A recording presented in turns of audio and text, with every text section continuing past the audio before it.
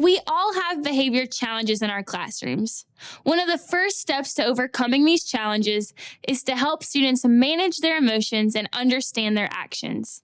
Global Game Changers believes that we must support students in developing emotion management skills so that they may grow fully as superheroes. GGC provides several tools to help you do this through intentional lessons in the base curriculum, through our superhero emotions check-in chart, through a dedicated emotion management curriculum, and through our How Do You Feel Today emotions workbook.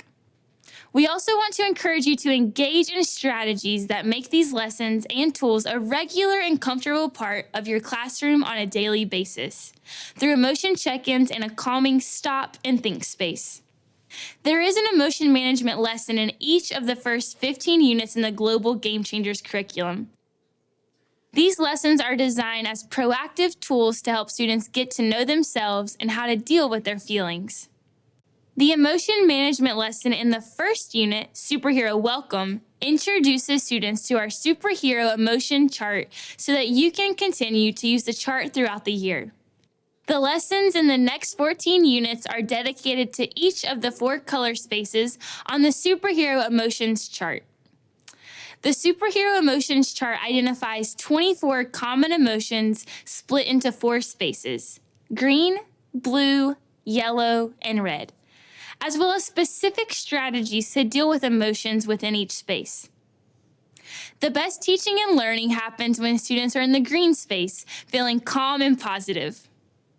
The yellow space has feelings that can feel both positive, like excitement, and negative, like nervous, but are usually characterized by a high level of energy. By contrast, blue space feelings usually present with a sense of low energy. And finally, the red space is a danger zone and no one's preferred emotion space. We recommend you post a chart in your classroom or encourage each student to keep a copy in a binder or notebook. You can find it on the Classroom Resources section of the My Curriculum page on the portal. If you need to take a deeper dive into emotion management and want to use more than one lesson per unit in order to address excessive behavior issues in your classroom, you can teach our full emotion management curriculum. It's located on the Other Curricula section of your My Curriculum page. You can teach this curriculum proactively as a full program or pull lessons reactively as needed to tackle particular concerns or situations that come up in your classroom throughout the year. You can also supplement the curriculum with our How Do You Feel Today Emotion Management Handbook, which features a section on each emotion, including a story, a strategy page, and a bonus resource. In addition to the regular lessons and the extended curriculum, you should consider engaging students on a daily basis through emotion check-ins and the use of a stop and think space to overcome behavior issues. Having a daily emotion check-in can become so simple and quick and can pay off immensely. Knowing how your students are feeling before they act out can help you resolve behavior more quickly or even before it starts. Teacher tip: emotion check-in strategies. Print a large version of the emotion check-in poster and have students place a token like a magnet or clothespin to identify where they're at. Have students draw the emotion they are feeling as an animal, weather, body of water, monster, or abstract art during a morning arrival time or transition time. Read a story from the GGC How Do You Feel Today book and discuss with students. Use the GGC Yoga Poses poster or videos to provide students an exercise to clear their minds of the emotion that is driving their negative behavior. Complete the emotion plate face lesson and have students adjust the face to match their own. Provide each student with a set of color cards, red, green, blue, yellow, and have them flip to show the card representing the type of emotion they're feeling. As students learn more about each emotion, they can be more precise about how they're feeling, as well as more knowledgeable about strategies that help get them to the green space. Of course, not all problems can or will be solved by emotion check-ins. Sometimes you'll need an extra tool in your tool belt to help students engage in a lesson. For those moments, we recommend a stop and think space. A stop and think space is a space where students can go to reflect on their feelings and their behavior, to employ a calming strategy, and to get ready to return to class effectively. In order to implement stop and think in your classroom, the first thing you'll need to do is to set up a space for the stop and think corner. Preferably, you'll be able to create a small, semi-private area within your classroom. We don't recommend the front of your classroom if possible. Being in the direct eye line of their peers when they feel a strong emotion can add pressure and cause students to act differently than if they feel more private.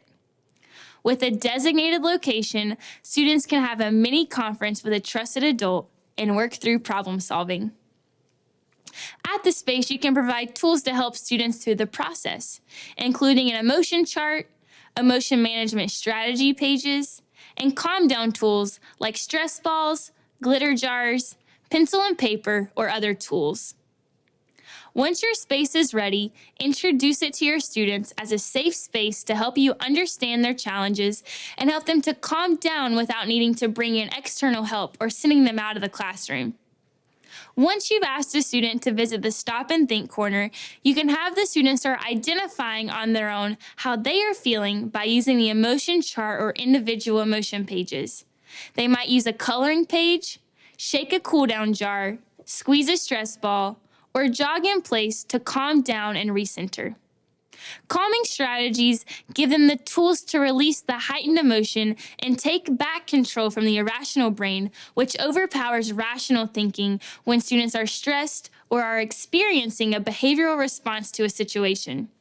For students who need your help to return to class, facilitate a conversation with the students to help them determine a course of action to fix the problem. Consider using "what happened" or "what happened to you" instead of "what's wrong." Allow students to respond verbally, in writing, or by drawing out what happened. Being open to different strategies can help your students communicate more effectively. As you navigate through the conversation, prompt the student with questions to help them figure out a solution that will work for them. This engages and develops their problem-solving skills, and they'll come to apply the solution to other situations in the future because they came up with the solution themselves. Always remember the 3 R's, because a student should use the Stop and Think corner to recenter, reflect, and determine a class re-entry strategy. Using these tools, your students can work on managing their emotions.